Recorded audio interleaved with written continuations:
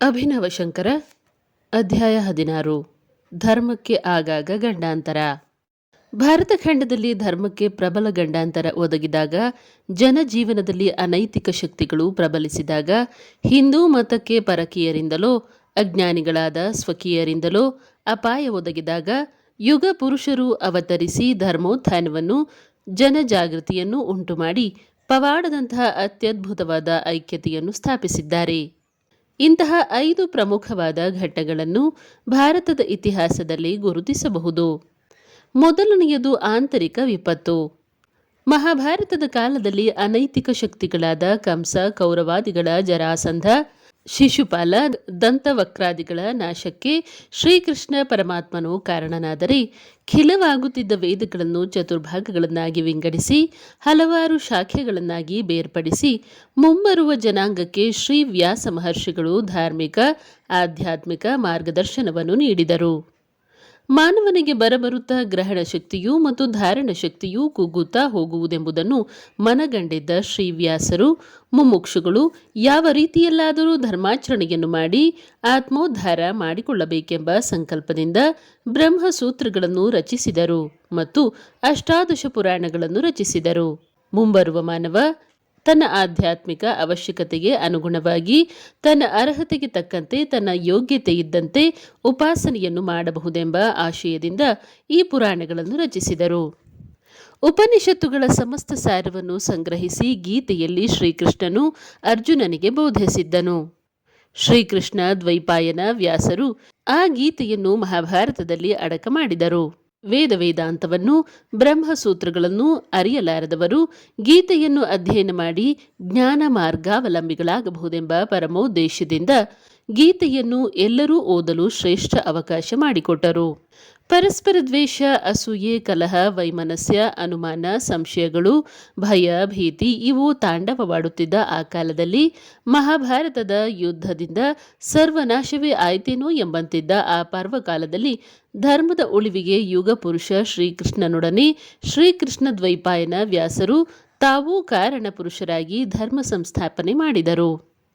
ಶ್ರೀಕೃಷ್ಣನು ಧರ್ಮರಾಜನಿಂದ ಅಶ್ವಮೇಧ ಯಾಗವನ್ನು ಮಾಡಿಸಿ ಭಾರತವು ಏಕ ರಾಷ್ಟ್ರವೆಂಬುದನ್ನು ದೃಢಪಡಿಸಿದನು. ಅನೇಕ ಶತಮಾನಗಳ ನಂತರ ಮತ್ತೆ ಮಬ್ಬುಗವಿಯಿತು. ಜಡತೆ, ಮೌಢ್ಯತೆ, ಮಾಂದ್ಯತೆಗಳು ದೇಶದಲ್ಲಿ ತಲೆದೋರಿದವು. ಮತ್ತೆ ಅನೈಕ್ಯತೆ ಕಂಡುಬಂದು ಸ್ವಾರ್ಥ, ಮದ, ಅಹಂಕಾರ, ಮತ್ತತೆಗಳು ದೇಶದಲ್ಲಿ ವ್ಯಾಪಿಸಿಕೊಂಡವು. ಅಭದ್ರತೆ ತಲೆದೋರಿತು. ಅನಾಯಕತ್ವ ಉಂಟಾಯಿತು. ಬುದ್ಧದೇವನು ಅವತರಿಸಿ ಜನರಲ್ಲಿ ಧರ್ಮ ಜಾಗೃತಿ ಉಂಟು ಮಾಡಿದರೂ ಆತನ ಉಪದೇಶಗಳೆಲ್ಲವೂ ಉಪನಿಷತ್ತುಗಳ ಸಾರವೇ ಆಗಿದ್ದರೂ ಆತನು ವೇದ ಪ್ರಾಮಾಣ್ಯದ ಬಗ್ಗೆ ಮೌನ ವಹಿಸಿದ್ದುದರಿಂದ ಆತನ ನಂತರ ಆತನ ಉಪದೇಶವೆಲ್ಲ ಪ್ರತ್ಯೇಕವಾದ ಒಂದು ಮತ ಸ್ಥಾಪನೆಗೆ ಕಾರಣವಾಯಿತು. ಸನಾತನ ಧರ್ಮದ ಅನುಯಾಯಿಗಳಲ್ಲಿ ಅನೇಕರು ಬೌದ್ಧರಾದರು.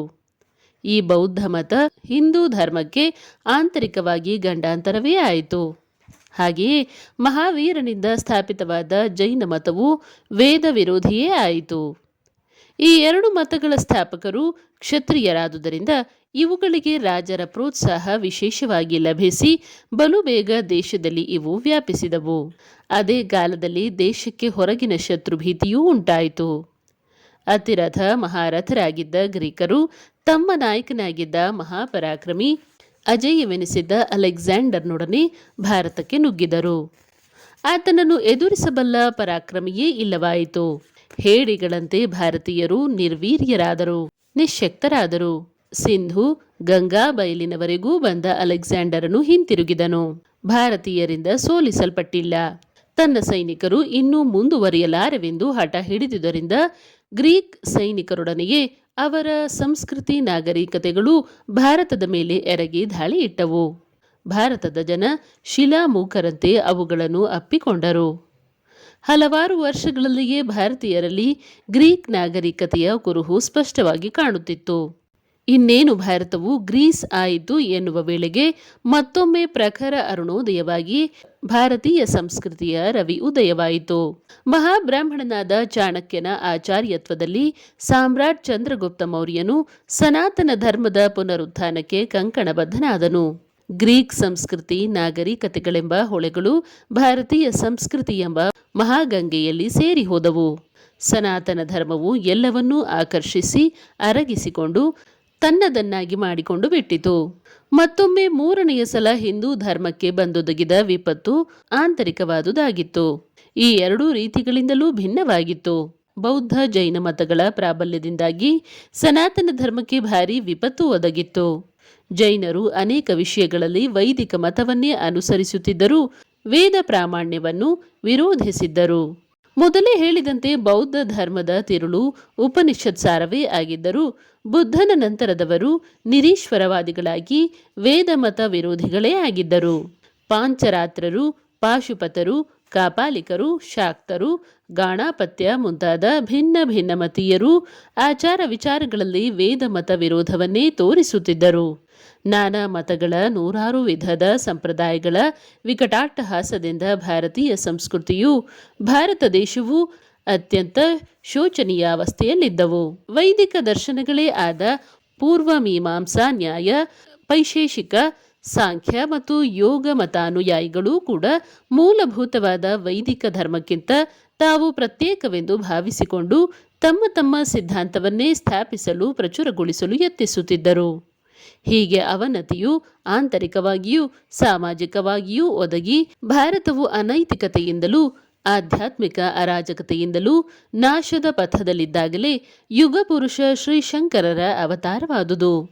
ಅವರು ತಮ್ಮ ಕೇವಲ 32 ವರ್ಷಗಳ ವಯಸ್ಸಿನಲ್ಲಿಯೇ ಜಗತ್ತಿನಲ್ಲಿ ಹಿಂದೆ ಯಾರೂ ಎಂದೂ ಮಾಡದಿದ್ದಷ್ಟು ಮಹತ್ ಕಾರ್ಯಗಳನ್ನು ನೆರವೇರಿಸಿದ್ದರು. ಪ್ರಪ್ರಥಮ ಭಾಷ್ಯಕಾರರೆನಿಸಿ ಉಪನಿಷತ್ತು, ಬ್ರಹ್ಮಸೂತ್ರ ಮತ್ತು ಭಗವದ್ಗೀತೆಗಳಿಗೆ ವ್ಯಾಖ್ಯಾನ ರಚಿಸಿ ಅದ್ವೈತವೆಂದರೇನೆಂಬುದನ್ನು ಮೊತ್ತ ಮೊದಲಿಗೆ ಸ್ಪಷ್ಟವಾದ ಮಾತುಗಳಲ್ಲಿ ನಿರೂಪಿಸಿದರು. ಅವೈದಿಕ ಮತಗಳನ್ನೆಲ್ಲ ಖಂಡಿಸಿ ಅವುಗಳಲ್ಲಿದ್ದ ಲೋಪದೋಷಗಳನ್ನೆಲ್ಲ ತೋರಿಸಿದ್ದರು.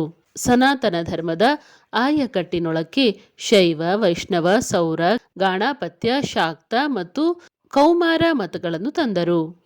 ಉಪಾಸಕರಿಗೆ ಸಹಾಯಕವಾಗುವಂತೆ ಅವರವರ ಭಕ್ತಿ ಶ್ರದ್ಧೆಗಳಿಗೆ ಅನುಸಾರವಾಗಿ ಅನೇಕ ಸ್ತೋತ್ರ ಮುಕ್ತಾವಳಿಗಳನ್ನು ರಚಿಸಿದರು.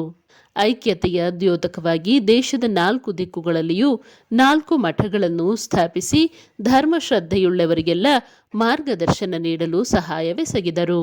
ಸನಾತನ ಧರ್ಮವು ಜೈನ, ಬೌದ್ಧ, ಶಾಕ್ತರ ಉಪಟಳಗಳಿಂದ ಅಧೋಗತಿಗಿಳಿದು ನಾಶವಾಗಿ ಬಿಡುತ್ತದೆ ಎಂಬಂತಾಗಿರಲು ಎಲ್ಲ ರೀತಿಯ ದಾಳಿಯನ್ನೂ ಎದುರಿಸಿ ಪರಮತದ ಶತ್ರುಗಳನ್ನೆಲ್ಲ ಜಯಿಸಿ ನಿರ್ವೀರ್ಯವಾಗಿದ್ದ ಜನಾಂಗವನ್ನೆತ್ತಿ ನಿಲ್ಲಿಸಿ ಶ್ರೀಶಂಕರರು ಆತ್ಮತತ್ವದ ಮಹಾಮಂತ್ರವನ್ನು ಉಪದೇಶಿಸಿದರು. 4 ಮತ್ತು 5ನೆಯ ಘಟ್ಟಗಳು 13, 14ನೇ ಮತ್ತು 19, 20ನೇ ಶತಮಾನಗಳಲ್ಲಿ ಬರುತ್ತವೆ. ಇವನ್ನು ಸಂಗ್ರಹವಾಗಿ 1 ಮತ್ತು 5ನೆಯ ಅಧ್ಯಾಯಗಳಲ್ಲಿ ಈಗಾಗಲೇ ವಿವರಿಸಿದೆ. ಇಂತಹ ಮಹಾಪುರುಷರಾದ ಶ್ರೀಶಂಕರ ಭಗವತ್ಪಾದರ ಸ್ಮರಣೆ ನಿತ್ಯವೂ ಉಂಟಾಗುತ್ತಿದ್ದಲ್ಲಿ ಇಂದು ನಮ್ಮ ಜನಾಂಗದಲ್ಲಿ ಆವರಿಸಿರುವ ಅನೈಕಮತ್ಯ, ಜಡತೆ, ದುರಾಚಾರ, ಭೇದ ಭಾವ, ದ್ವೇಷಾಸೂಯೆಗಳು ನಾಶವಾಗಿ ಅವರ ಉಪದೇಶಗಳ ಅನುಷ್ಠಾನದಿಂದ ಐಕ್ಯತೆಯು, ಸಂತೋಷ, ಶಾಂತಿ, ಸೌಹಾರ್ದವು ಏರ್ಪಟ್ಟು ಲೋಕ ಕಲ್ಯಾಣವಾಗುವುದೆಂದು ನಂಬಿದ್ದ ಶ್ರೀ ಸಚ್ಚಿದಾನಂದ ಶಿವಾಭಿನವ ನೃಸಿಂಹ ಭಾರತಿ ಸ್ವಾಮಿಗಳವರು ಆದಿಗುರುಗಳ ಜಯಂತಿ ಆಚರಣೆಯನ್ನು 1895ರಲ್ಲಿ ಪ್ರಪ್ರಥಮವಾಗಿ ಆಚರಣೆಗೆ ತಂದರು. ಅದು ದೇಶಾದ್ಯಂತವೂ ವ್ಯಾಪಕವಾಗುವಂತೆ ವ್ಯವಸ್ಥೆ ಮಾಡಿದರು. ಶ್ರೀಶಂಕರರ ಉಪದೇಶಗಳು ಎಲ್ಲೆಡೆಯೂ ಪ್ರಸಾರವಾಗಬೇಕಾದರೆ ಅವರ ಪುಸ್ತಕಗಳು ಎಲ್ಲರಿಗೂ ದೊರಕುವಂತಿರಬೇಕಲ್ಲವೇ? ಅದಕ್ಕಾಗಿ ಶ್ರೀಶಂಕರ ಭಗವತ್ಪಾದರ ಎಲ್ಲ ಗ್ರಂಥಗಳನ್ನೂ ಸಂಪಾದಿಸಿ ಕ್ರಮವಾಗಿ ಪ್ರಕಟಗೊಳಿಸುವ ವ್ಯವಸ್ಥೆಯನ್ನೂ ಮಾಡಿದರು. ತಾವು ಸಂಚರಿಸಿದೆಡೆಗಳಲ್ಲೆಲ್ಲ ಶ್ರೀ ಗುರು ಆದಿಶಂಕರರ ಜಯಂತ್ಯುತ್ಸವವನ್ನು ನೆರವೇರಿಸಿ ವಿದ್ವತ್ ಸಭೆಗಳನ್ನು ಸೇರಿಸಿ ಶ್ರೀಶಂಕರ ವೇದಾಂತವು ಪ್ರಚಾರ ಮತ್ತು ಪ್ರಸಾರವಾಗಲು ವ್ಯವಸ್ಥೆ ಮಾಡುತ್ತಿದ್ದರು. ಶ್ರೀಗಳವರು ಇಷ್ಟಕ್ಕೆ ತೃಪ್ತರಾಗಲಿಲ್ಲ. ಶ್ರೀಶಂಕರ ಭಗವತ್ಪಾದರ ಜನ್ಮಸ್ಥಳವಾದ ಕಾಲಟಿ ಗ್ರಾಮದಲ್ಲಿ ಅವರು ಜನ್ಮ ತಳೆದಂಥ ಪವಿತ್ರ ಸ್ಥಾನವನ್ನು ಕಂಡುಹಿಡಿದು ಅದನ್ನು ತಮ್ಮ ವಶಕ್ಕೆ ತೆಗೆದುಕೊಂಡು ಶ್ರೀಶಂಕರರಿಗೆ ಒಂದು ದಿವ್ಯ ಸ್ಮಾರಕವನ್ನು ಏರ್ಪಡಿಸಬೇಕೆಂಬ ಸತ್ಸಂಕಲ್ಪವನ್ನು ಹೊಂದಿದ್ದರು. ಬಹಳ ದಿನಗಳಿಂದ ಮನಸ್ಸಿನಲ್ಲಿಯೇ ಇದ್ದ ಈ ಸಂಕಲ್ಪವು ಶ್ರೀಗಳವರು 12 ವರ್ಷಗಳ ಕಾಲ ಶೃಂಗೇರಿಯಲ್ಲಿಯೇ ಆತ್ಮಧ್ಯಾನ ತಪೋನಿರತರಾಗಿದ್ದ ಕಾಲದಲ್ಲಿ ಸ್ಪಷ್ಟವಾಗಿ ರೂಪ ಪಡೆದು ಪ್ರಬಲವಾಯಿತು.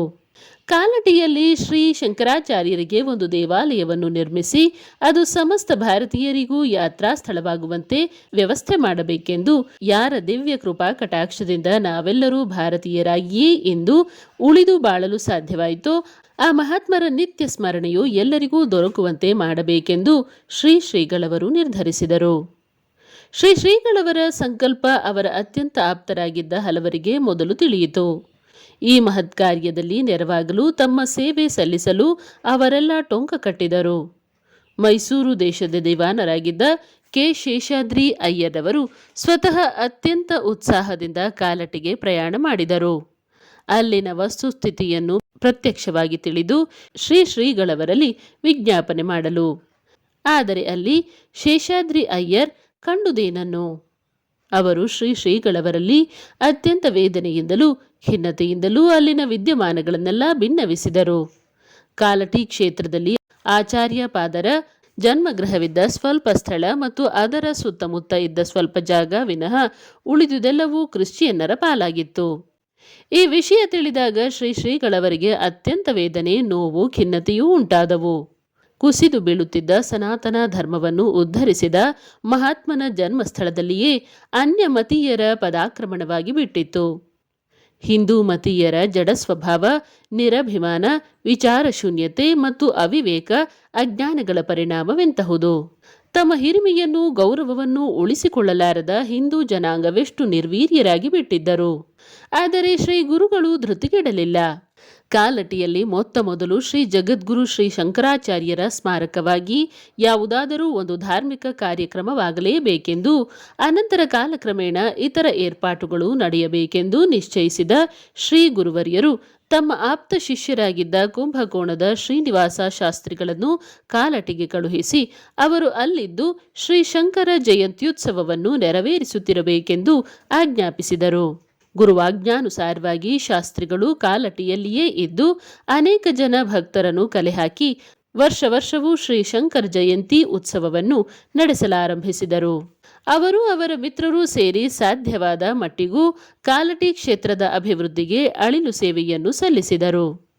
ಇವೆಲ್ಲವೂ ಶ್ರೀಗಳವರು ಶೃಂಗೇರಿಗೆ ಹಿಂತಿರುಗಿದ ತರುಣದಲ್ಲಿಯೇ ನಡೆದವು. ಕಾಲಟಿಯಲ್ಲಿ ಶ್ರೀ ಶಂಕರರ ಜನ್ಮಸ್ಥಳವನ್ನು ಅದರ ಸುತ್ತಮುತ್ತಲಿನ ಸ್ವಲ್ಪ ಪ್ರದೇಶವನ್ನು ವಶಪಡಿಸಿಕೊಳ್ಳಲು ಆಲಯ ನಿರ್ಮಾಣ ಮಾಡಲು ಕೆಲವು ತೊಡಕುಗಳಿದ್ದವು.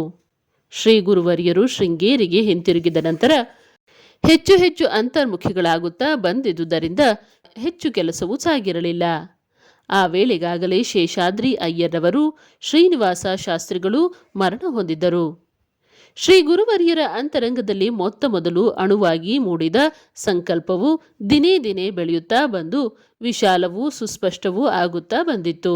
ಸಂಕಲ್ಪವು ಕೈಗೂಡಬೇಕಾದ ಕಾಲವೂ ಬಂದು ಶ್ರೀ ಸ್ವಾಮಿಗಳು ಅದಕ್ಕೆ ಸಂಬಂಧಿಸಿದಂತೆ ಅನೇಕ ಕಾರ್ಯಕ್ರಮಗಳನ್ನು ಒಂದೊಂದಾಗಿ ಕೈಗೊಂಡರು. ತಿರುವಾಂಕೂರು ಸರ್ಕಾರದವರ ಸಹಕಾರದಿಂದಲೂ ಆಗ ಅಲ್ಲಿಯ ದಿವಾನರಾಗಿದ್ದ ವಿ.ಪಿ. ಮಾಧವರಾಯರ ಶ್ರದ್ಧಾಸಕ್ತಿಗಳಿಂದಲೂ ಶ್ರೀ ಶಂಕರರ ಜನ್ಮ ಪ್ರದೇಶವನ್ನು ವಶಪಡಿಸಿಕೊಂಡುದೂ ಆಯಿತು.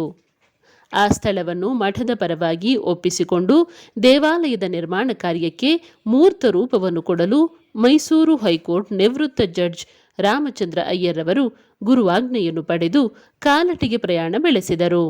ಅವರೊಡನೆ ಇ.ಆರ್. ಸುಬ್ಬರಾಯ ಅಯ್ಯರವರೂ ಹೊರಟರು.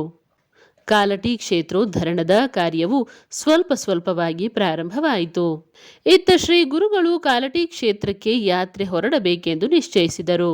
ಹೊರಡುವ ಮುನ್ನ ಶೃಂಗೇರಿಯ ಶ್ರೀ ಶಾರದಾ ದೇವಾಲಯವು ಶಿಥಿಲವಾಗಿದ್ದುದನ್ನು ಪುನರ್ ನಿರ್ಮಾಣ ಮಾಡಲು ಮೊದಲೇ ಗೊತ್ತಾಗಿದ್ದಂತೆ ಅಸ್ಥಿಭಾರ ಶಿಲೆಯನ್ನು ಸ್ಥಾಪಿಸಿದರು. ಶಿಲ್ಪಿಗಳನ್ನು ಸ್ಥಪತಿಗಳನ್ನು ಆಶೀರ್ವದಿಸಿ ತಾವು ಸಂಚಾರವನ್ನು ಮುಗಿಸಿಕೊಂಡು ಬರುವುದರೊಳಗಾಗಿ ನವ ದೇವಾಲಯ ನಿರ್ಮಾಣವನ್ನು ಮುಗಿಸಿರಬೇಕೆಂದು ಅವರಿಗೆ ಅಪ್ಪಣೆಯಿತ್ತು. ಕಾಲಟಿ ಕ್ಷೇತ್ರೋದ್ಧಾರಕ್ಕಾಗಿ ವಿಜಯ ಯಾತ್ರೆಯನ್ನಾರಂಭಿಸಿದರು.